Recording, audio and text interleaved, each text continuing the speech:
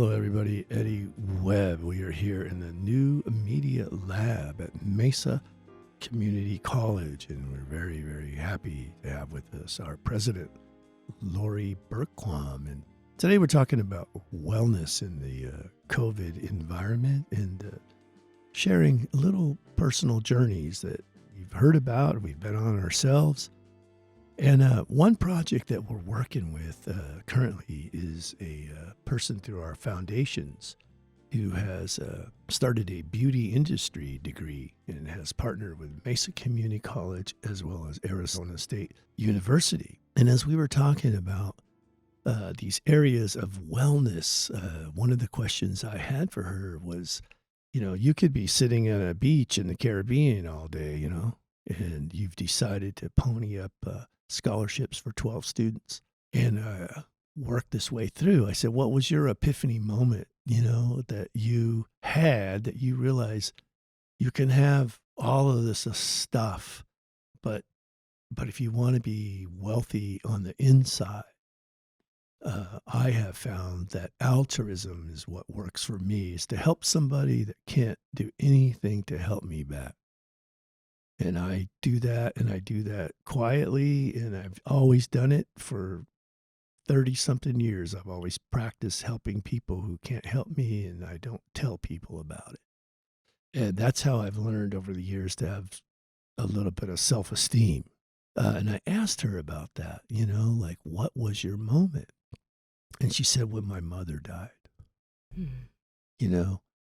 going through the process of watching her mother pass away. And I don't think she would mind me talking about this because we've actually already talked about it once on the podcast, and Monday we're interviewing her again. But you had that real moment of what the essence of life is and that the clock's running, when you're young, you think you have forever. And when you reach where we're at in our stage in life, our station in the generations, you realize, the clock's ticking. And so we were talking about, as, people in leadership positions, we get to hear people want to sound, use us as a sounding board, maybe with their frustrations or, what they want to do. And how you keep your eye on the prize, which is obviously, we all sort of hide behind student success, right? Sure. Hide behind it, or maybe, well, I hope we don't hide behind it, but I hope it shores us up. But I mean, that usually is the thing that we all get around to agreement on. This is about the students. Mm-hmm. Sometimes it is for folks, sometimes it's not. Have you had that moment? Have you had that moment in your own life about, that keeps you out of the fray and on track of what your life vision is and the mission for this work that you want to do? Wow, Eddie, you're right. We are getting deep. I will tell you that it was about 3 years ago when I was diagnosed with breast cancer. And I was coming from Minneapolis back to Madison on the Highway 94, going the speed limit, of course. And I got the call, and the nurse said, "Can you pull over?" And I said, "I'll pull over and call you back at the next rest area." I'm by myself in my car. And I pull over at the rest area, and she delivered the news to me that, yes, the biopsy demonstrated that I had breast cancer and that they would be beginning the process of having conversations with me about what that meant. I'll tell you that, I was healthy. I am healthy. I eat well. I don't smoke. I don't drink or drink at moderation, and I take care of myself, exercise regularly, have checkups, etc. So I thought, no, not me. They have to have this wrong. They were right. And I went through surgery and then chemotherapy. And, there's something about being hooked up to the chemotherapy pulsing through your veins when the people who are putting it into you are fully suited up, right? I learned later that this is, that some of chemotherapy actually came from mustard gas that they used to. That's right. Yeah. Which was a chemical agent in World War I. But as I'm sitting there with the drip, and I actually had a port, so I had it going in through the port, and it would be all day, right? I had it done on Fridays, and it would be an all day thing. And so you have a lot of time to think, and you have a lot of time to consider, like, maybe if I beat this, what am I going to do with my life? Because I don't have much time left. And I think I was one of those people who lived in that flurry of type A, I'm great, I'm doing good, I'm going to keep going, I'm going to do this job that I was doing at the University of Wisconsin until I retire. I love my job. But you have that epiphany of like, what else do you want to do? What do you stand for? Mm. You only have so much time left in this world. What do you want to do with that time? And I've had a number of those aha moments in my life, honestly, but that one probably is the most recent. And you are face to face with your morality and mortality, and both of them combined of like, what do you stand for? And you ain't got much time left on this planet. Mm. What are you going to do with that time? How are you going to make it count? Can I get into the fray of things and, the people who have different viewpoints than me? Or absolutely, I try not to. I try to think, how is this contributing to the greater good? Because anybody can think negative things. Anybody can tear somebody down. The people I want to be next to, that I want alongside me, are those who are going to build others up. Because in the end, how good do you feel about tearing anybody down or anything down? I mean, to me, it's a bit caustic and cancer-like. I've had enough cancer in my life right now, and no thank you. So that's probably one of the pivotal moments for me. Thank you for asking. Yeah. And probably many people know that about me, but there's a part of it that you just talked about, Francis, and beauty. And I remember, like, you lose all your hair when you are going through the chemo that I went through. And so I have a bald head, and I don't look particularly good with the bald head. And I chose to wear hats, right? Some people make different choices to wear wigs or scarves or whatever. And my chosen coverage was hat, because that just fit for me. And you don't feel very beautiful when you go through chemo. Mm. You don't feel very, like, I mean, it's tough on your body. Your body is like, it's like nothing it doesn't feel like you. And so when you get back to feeling, and people said you'll get back to feeling good, I'm like, really? Because you feel so bad. I mean, I remember after one chemo treatment, I was calling Karen and saying, just bring me anything that is like easy to eat, saltine crackers or 7-Up or rice or something, because I felt so horrible. And when you feel that horrible, you don't want that. You don't wish that on your worst enemy. You just don't. And I think about the children who have had cancer, colleagues who have had cancer, people who have died from cancer, people who walked this college campus and were at MCC who have died of cancer. It's a horrible disease, and I don't want to waste a single minute of my life, because I don't know how much longer I have, and none of us do. It's precious. Every day there's notes up here on this whiteboard behind me. Epistemology lecture given by Charlie Morris, who passed away last Thanksgiving. He was my best friend.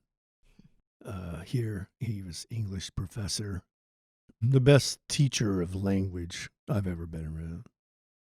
Controversial, real rough around the edges. Like me, came into teaching at 40, been in the private sector, and then sort of had to adjust to government life. And, that was hard for him to do. I don't think he ever mastered it. But, to go through that process with him and to sit with him, and colleagues from the school came.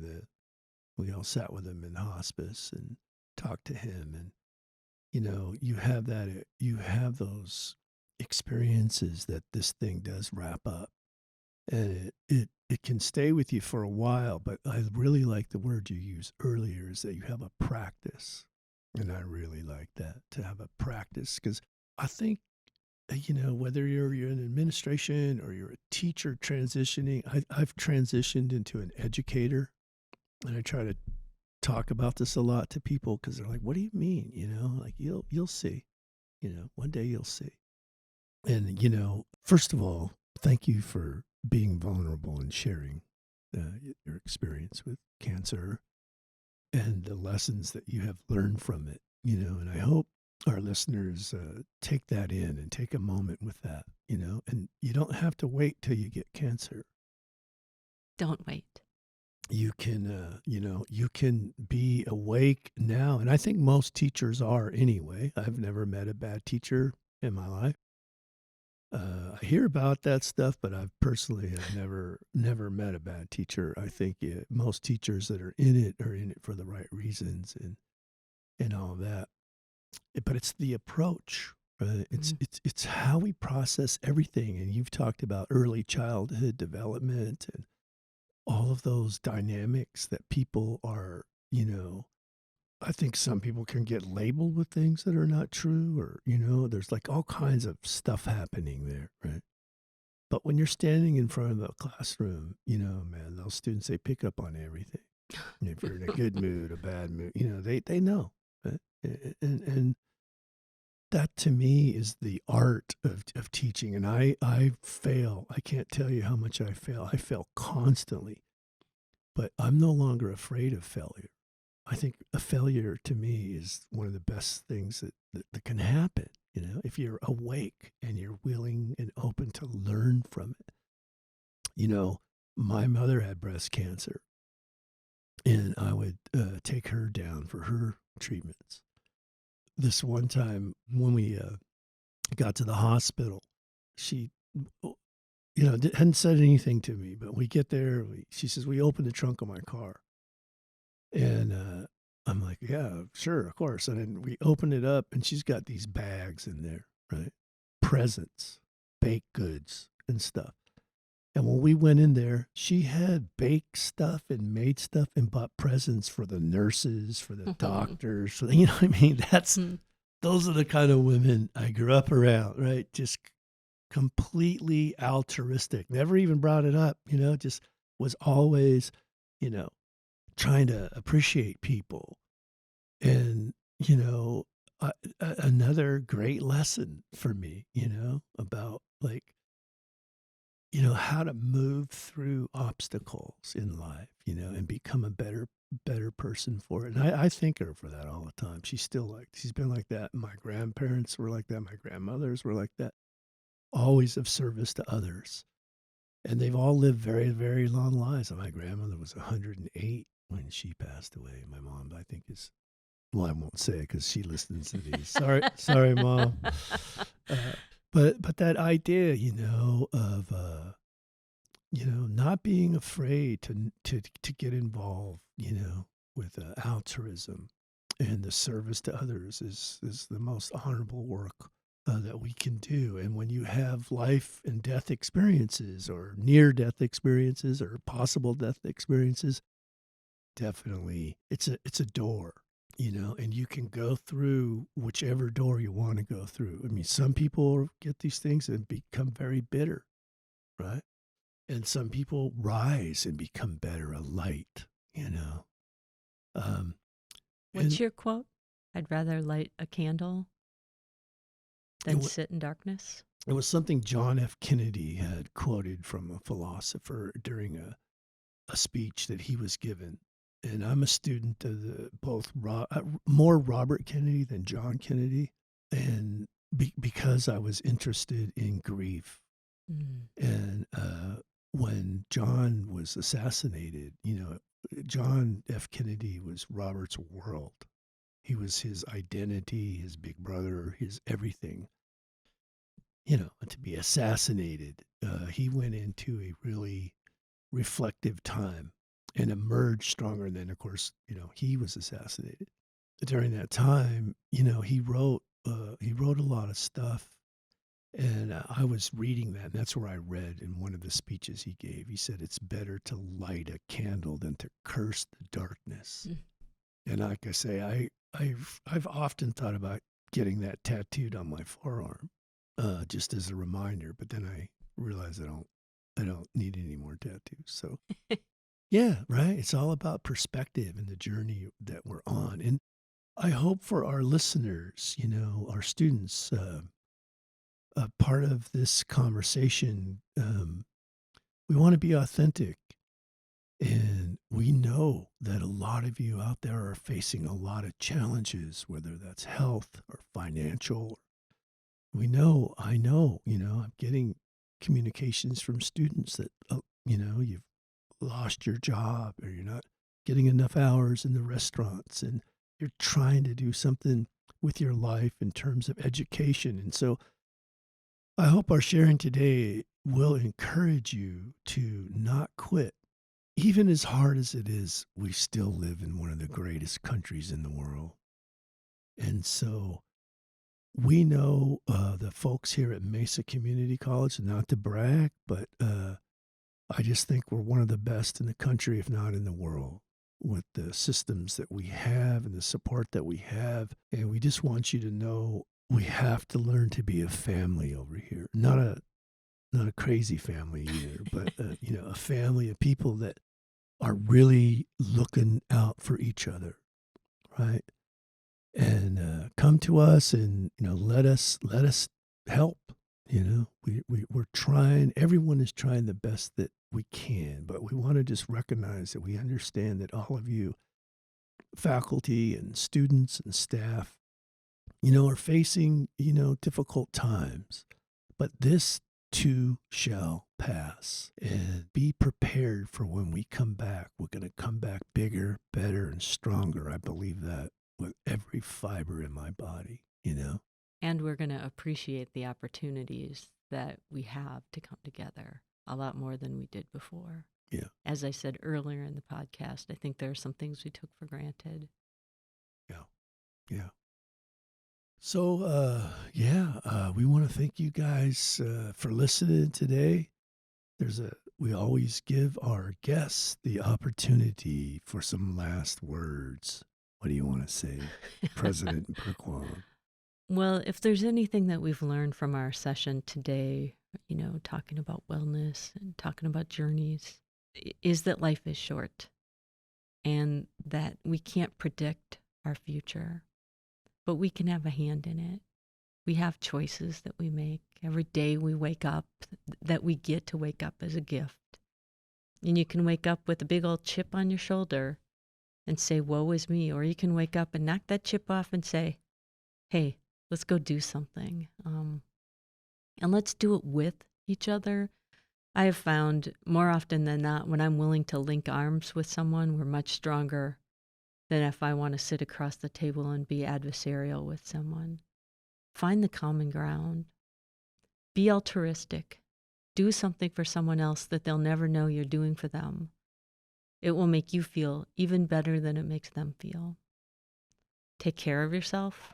And that comes on so many different dimensions. And I know that some of us have more resources than others to do that. Let's name that. And then let's address that. Life is short, and I'm living proof that it's so incredibly short. And I want to value and love every moment I get to walk on this campus, in the state of Arizona, on this earth. It's a gift. It's a huge gift. And my legacy should be, what good did I do with that gift? Beautiful. Beautiful. Hello, everybody. Eddie Webb. We are here at the New Media Lab having a conversation with our president, Lori Berquam, about wellness. Keeping it real, as the young people say. In my dad's language, they say, Donadoko e wado, ski gali iliga. Yeah, we're very, very grateful. We will see each other again, as they say. And most importantly, everybody, take care of each other out there, and we'll see you soon.